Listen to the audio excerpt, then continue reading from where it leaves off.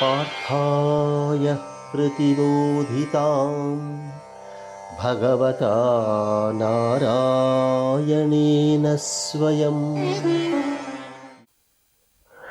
ನಮಸ್ಕಾರ. Cosmic society YouTube ಚಾನಲ್ಗೆ ಸ್ವಾಗತ.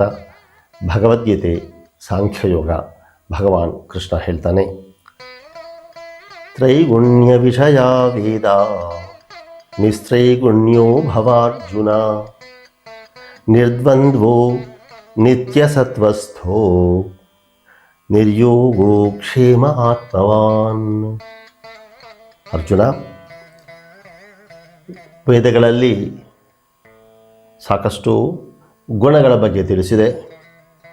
ನಾವು ಈ ಪ್ರತಿ ಚರಾಚರ ವಸ್ತು ಇದು ಮೂರು ಗುಣಗಳಲ್ಲಿ ಅಳವಡಿಸಿಕೊಂಡಿದೆ.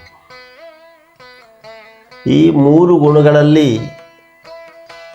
ಸಾತ್ವಿಕ, ತಾಮಸಿಕ, ರಾಜಸಿಕ ಗುಣಗಳು ಅದರದೇ ಆದ ಲಕ್ಷಣಗಳಿವೆ. ನಾವು ಈ ಗುಣಗಳಿಗೆ ಅಂಟುಕೊಳ್ಳದೆ ಇದರಿಂದ ನಾವು ಹೊರಗೆ ಬರಬೇಕು. ಅಂದರೆ ನಾವು ಗುಣಮುಕ್ತರಾಗಬೇಕು. ಯಾವುದೇ ಗುಣ ಆದರೆ, ತಾಮಸಿಕ ಗುಣ ಆದರೆ ಅದು ಶರೀರಕ್ಕೆ, ಮನಸ್ಸಿಗೆ, ಆಧ್ಯಾತ್ಮಿಕ ಚಿಂತನೆಗೆ ಒಳ್ಳೆಯದಲ್ಲ.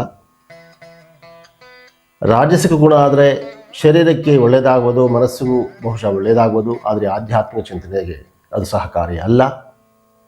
ಸಾತ್ವಿಕ ಗುಣವಾದರೆ ಶಾರೀರಿಕ, ಮಾನಸಿಕ, ಆಧ್ಯಾತ್ಮಿಕ ಚಿಂತನೆಗೆ ಪೂರಕ.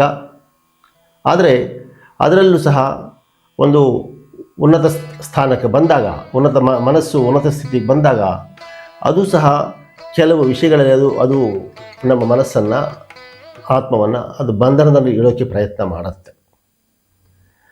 ಅದರಿಂದ ನಾವು ಮೀರಬೇಕು. ಅಂದರೆ ಬಂಧ ವಿಮುಕ್ತರಾಗಬೇಕು ಅಂದಾಗ ನಾವು ಮಾಡುವ ಪ್ರಯತ್ನಗಳು, ನಮ್ಮ ಅಭ್ಯಾಸಗಳು, ನಮ್ಮ ಆಚರಣೆಗಳು ಅದೇ ರೀತಿ ಇರಬೇಕು.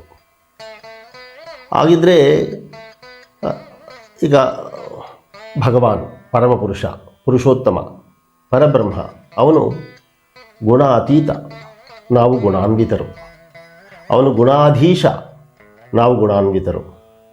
ಅವನು ಭಾವಾತೀತ, ನಾವು ಭಾವದಲ್ಲಿ ಮಾತ್ರ ಇರ್ತೀವಿ. ಭಾವ ಅತೀತಕ್ಕೆ ಹೋಗಬೇಕು ಅಂತ ಹೇಳಿದ್ರೆ, ಭಾವ ಅತೀತದಲ್ಲಿ ಯಾವುದಿದೆಯೋ ಅವನಲ್ಲಿ ಒಂದು ನಾವು ಶರಣು ಪಡಿಬೇಕು. ಅವನ್ನು ನಾವು ಸತತವಾಗಿ ಮನಸ್ಸಿನ ಪೂರ್ವಕ ನಮ್ಮ ಕೆಲಸ, ಕಾರ್ಯ ಮತ್ತು ಮನಸ್ಸು ಮತ್ತು ಆಧ್ಯಾತ್ಮಿಕ ಚಿಂತನೆಯಲ್ಲಿ ಅವನ್ನು ನಾವು ಅಳವಡಿಸ್ಕೋಬೇಕು. ಅದನ್ನು ನಾವು ಯಾವುದೇ ಪ್ರತಿಯೊಂದು ಕೆಲಸ ಮಾಡಬೇಕಾದಾಗ ಬ್ರಹ್ಮ ಭಾವನೆಯಿಂದ ಮಾಡಬೇಕಾಗುತ್ತೆ. ಈ ಬ್ರಹ್ಮಭಾವನೆ, ಬ್ರಹ್ಮ ಸದ್ಭಾವನೆ ಬಂದಾಗ ನಮ್ಮ ಕೆಲಸಗಳು ನಮ್ಮನ್ನು ಅದು ಕಟ್ಟಿ ಹಾಕಲ್ಲ. ನಮ್ಮ ಮನಸ್ಸು ಅದನ್ನು ಮೀರಿರುತ್ತೆ. ಆವಾಗ ನಾವು ಭಾವದಿಂದ ಭಾವ ಅತೀತಕ್ಕೆ ಹೋಗೋದಕ್ಕೆ ಪ್ರಯತ್ನ ಆಗುತ್ತೆ. ಅದು ನಾವು ಅದರಲ್ಲಿ ಸಫಲರಾಗ್ಬೋದು. ಹಾಗಾಗಿ ನಾವು ಮಾಡುವ ಪ್ರತಿಯೊಂದು ಕೆಲಸ ಕಾರ್ಯಗಳು ಬ್ರಹ್ಮ ಆಚರಣೆಯಿಂದ, ಬ್ರಹ್ಮ ಭಾವದಿಂದ, ಬ್ರಹ್ಮ ಸದ್ಭಾವದಿಂದ ಮಾಡುವಂಥದ್ದು. ಸೊ ಇದಕ್ಕೆ ನಮಗೆ ಬೇಕಾದ್ದು ಭಾವ ಅತೀತ, ಗುಣ ಅತೀತ, ಗುಣಾಧೀಶ, ಅವನ ಕೃಪೆ ಬೇಕಾಗುತ್ತೆ.